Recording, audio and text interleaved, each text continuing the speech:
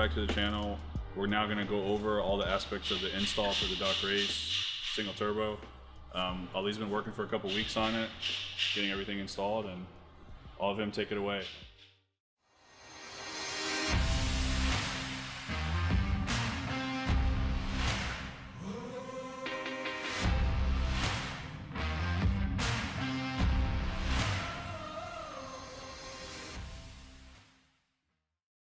So what we have here is obviously the Dock Race top mount kit. We also have the BMP manifold with Precision Raceworks coils. So from what I've installed previously, the difference in the new kits are the manifold. The manifold is actually one piece versus a three piece, which is a good and a bad, because the three piece had a tendency of leaking where the wastegate, not the wastegate, actually where the manifold met the collector for the turbo itself. So now they made a one piece, which makes it really hard to actually install the manifold itself, because you have to put the whole thing in there, and then there's very little clearance for the bolts themselves. As far as everything else goes, the only thing that changed was the downpipe itself as well, because previously it was going down underneath and then it was split into two pieces again. Now it's a one piece and then goes straight to the stock exhaust or modified exhaust. And then we also have obviously the BMP manifold, which comes with injectors up top, and then the Precision Raceworks coils that are relocated to the manifold side.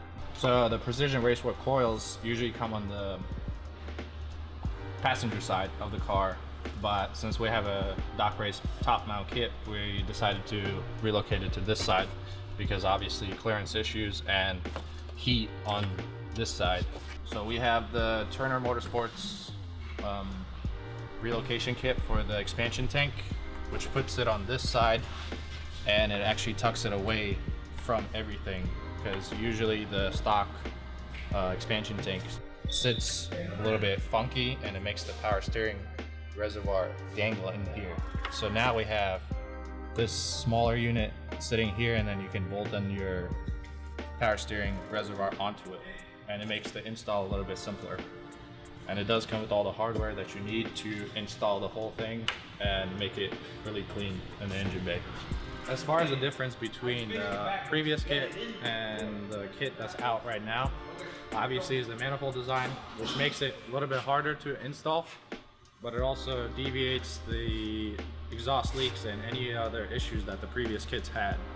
And then also we just actually installed a bottom mount kit on Christian's car from Vehicle Virals, and the biggest difference is obviously the bottom mount kit can be installed outside the car and then mounted back into the chassis without any issues.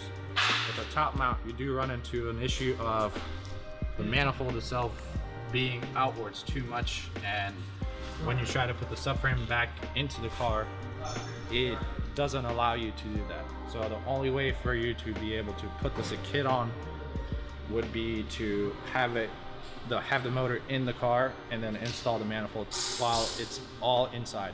As far as the expansion tank goes, there is an alternative for this. You could run the 335 diesel expansion tank, and then also you would need a different charge pipe to fit that expansion tank. This is not an actual requirement. You can put your stock one on there, it just doesn't look as clean. So if you want it to look clean, you can go with this option, or you can go with the 335 diesel option, which both have, I mean, the 335 diesel does look better, but I think this setup is probably the cleanest out there right now.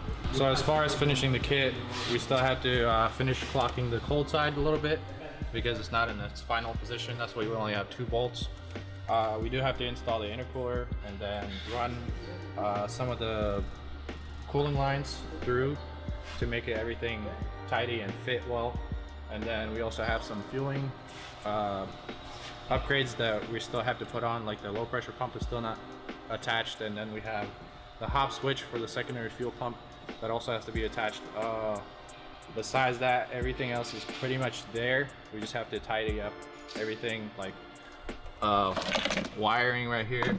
This split second ISC for the injectors is still not hooked up. that would have to be tucked into the DME box, and then we have the connector for the expansion tank so it can read the level.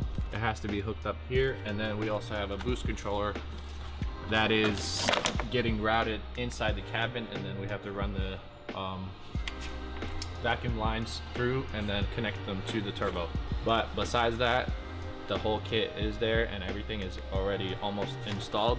It's just small bits and pieces, and then afterwards we will be hitting the dyno.